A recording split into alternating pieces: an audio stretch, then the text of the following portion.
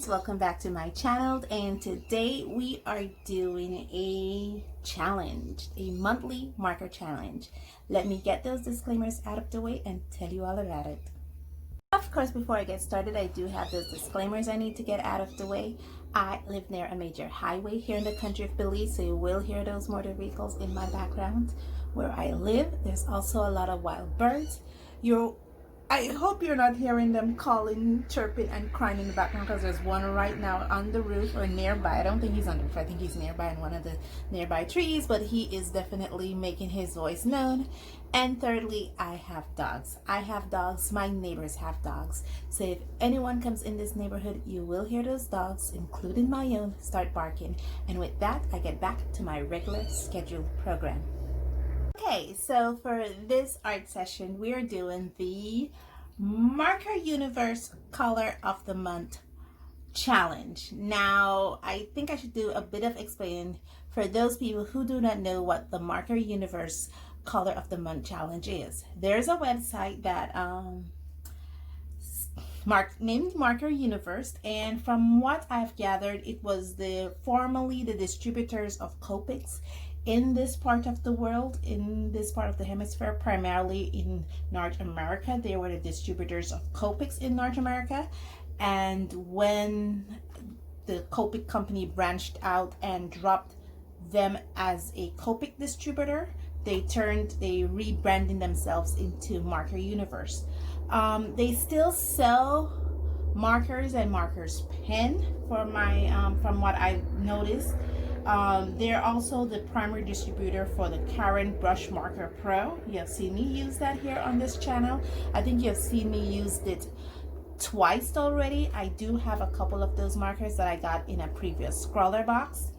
And every month they do what is called, even when they were distributors of the Copic marker company in North America, they used to do the Color of the Month challenge, where they have selected 3 Copic markers, but being that they're no longer the exclusive distributor of Copics, now they just do a monthly challenge where they just do colors. Now they have selected 3 colors each month for you to do, and for September's 2020 Color of the Month, they have selected plum, olive green, and red orange. Now I will be showing representation of those on this channel to see what those colors are, because of course, if you notice, I don't have any marker pens on my desk. I actually have watercolor out, so I'll be using it with watercolor.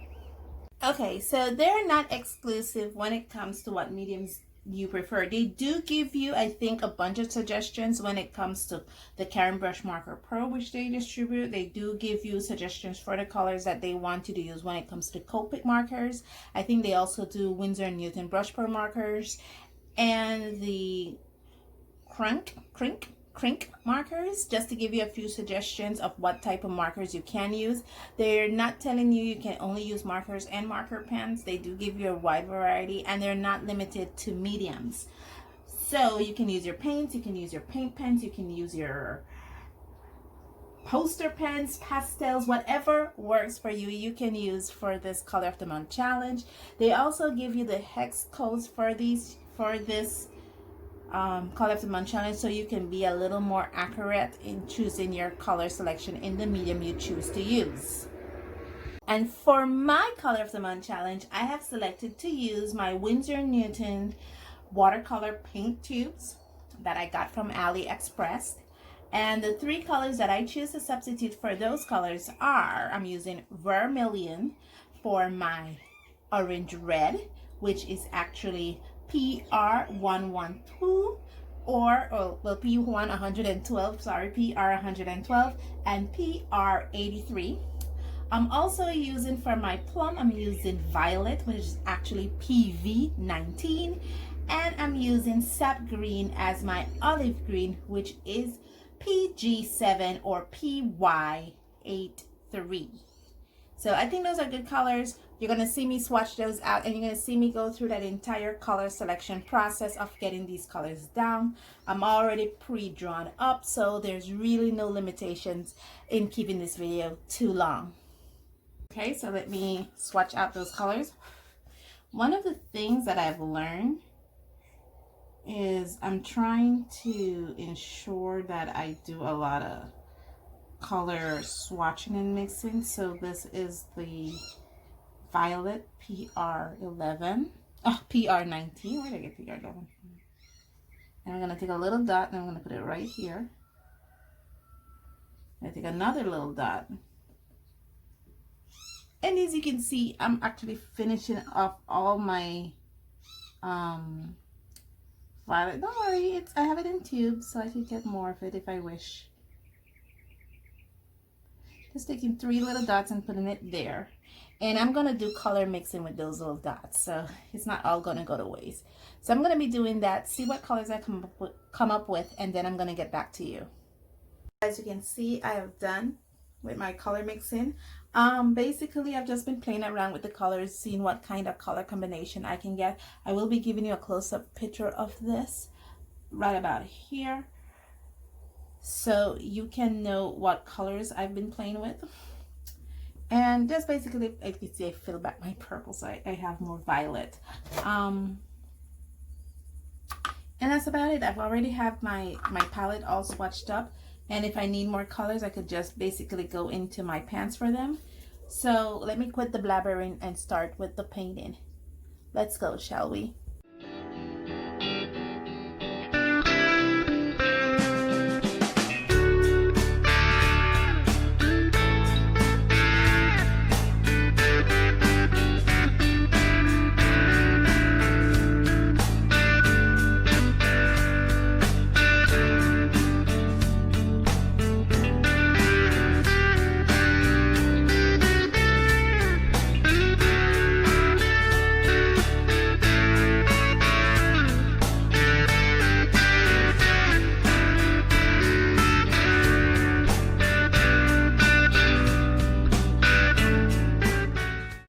Okay, I am done. I'm putting down my paintbrush now.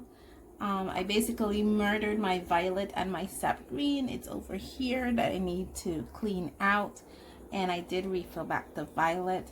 Yeah, what have I learned?